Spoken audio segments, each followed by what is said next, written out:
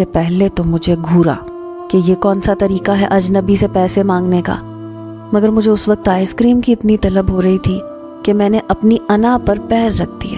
اس نے عجلت میں اپنی جیب میں سے پیسے نکالے اور بغیر گنے اس آئس کریم والے کو تھما دیے اور کہنے لگا چھٹے نہیں ہیں میرے پاس، مگر تم رکھ سکتے ہو۔ واہ، کمال کی سخاوت تھی۔ مجھے ذرا سی شرمندگی تو ہوئی کہ خام خواہ پیسے مانگ لیے، اس سے تو اچھا تھا میں صبر کر لیتی، مگر اب غلطی تو ہو چکی تھی، سو کیا پچھتانا۔ میں مزے سے آئس کریم کھانے لگی۔ میں نے آئس کریم کھانے کے بعد پرس میں سے 1000 کا نوٹ نکالا اور اسے تھما دیا۔ میرے پاس بھی پیسوں کی کوئی کمی نہیں تھی، وہ تو جلدی میں اس کی نظر میں اپنا غلط امپریشن بنا بیٹھی۔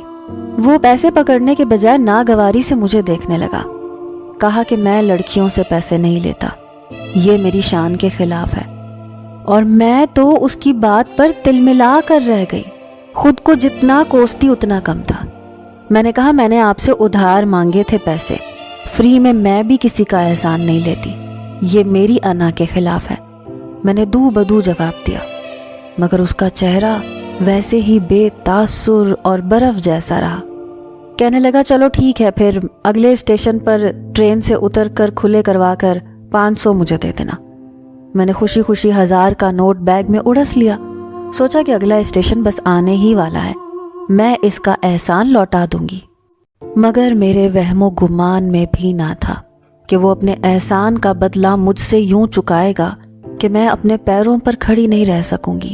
وہ میری نارمل اور خوشیوں بھری زندگی ایک دم سے ویران ہو جائے گی، کیونکہ اگلے اسٹیشن پر جب ٹرین ایک بار پھر سے رکی، ہماری بوگی والے کچھ مسافر اپنی منزل کے لیے روانہ ہو گئے اور کچھ یوں ہی باہر نکل گئے، مگر وہ ٹانگ پر ٹانگ جما کر بیٹھا رہا۔ اس کے چہرے پر شدید گھبراہٹ تھی جسے چھپانے کی وہ سر توڑ کوشش کر رہا تھا۔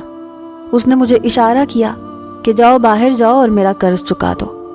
میں جو پہلے ہی اٹھنے والی تھی اس کی جانب مسکرا کر دیکھا اور باہر نکل گئی، مگر جب میں واپس آئی تو ٹرین میں داخل ہوئی تو اس کی سیٹ بالکل خالی پڑی تھی۔ مجھے حیرت ہوئی، پھر سوچا شاید وہ بھی کہیں اتر گیا ہوگا، ابھی آ جائے گا، مگر جب ٹرین آہستہ آہستہ چلنے لگی اور وہ نہ آیا تو میں ایک دم سے تشویش میں مبتلا ہو گئی۔ جلدی سے ٹرین کے دروازے پہ کھڑی ہو کر ادھر ادھر دیکھنے لگی، مگر اس کا دور دور تک نام و نشان تک نہ تھا۔ مجھے حیرت کا شدید جھٹکا لگا، مگر اب ٹرین اپنی رفتار پکڑ چکی تھی اور وہ نہیں آیا تھا۔ میں مایوسی سے واپس سیٹ کی جانب پلٹی، وہاں بیٹھ گئی۔ شاید اس کی منزل آ گئی ہوگی، وہ اتر چکا ہوگا، پھر اس نے مجھے کیوں کہا کہ نیچے جاؤ؟ یہ سوال میرے ذہن میں مجھے پریشان کرنے لگا، مگر جیسے ہی میری نظر اس کی سیٹ کے نیچے گئی تو وہاں اس کا اٹیچی کیس پڑا تھا۔